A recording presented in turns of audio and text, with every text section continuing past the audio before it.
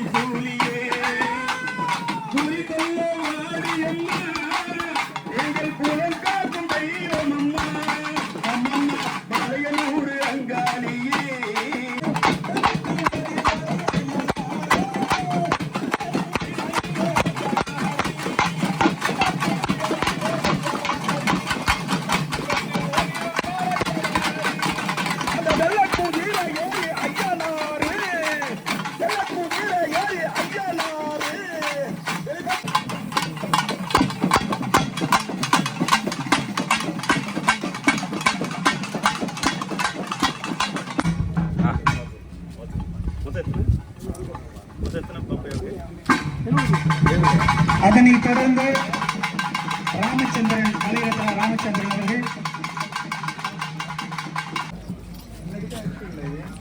ஒரு நிமிஷம்.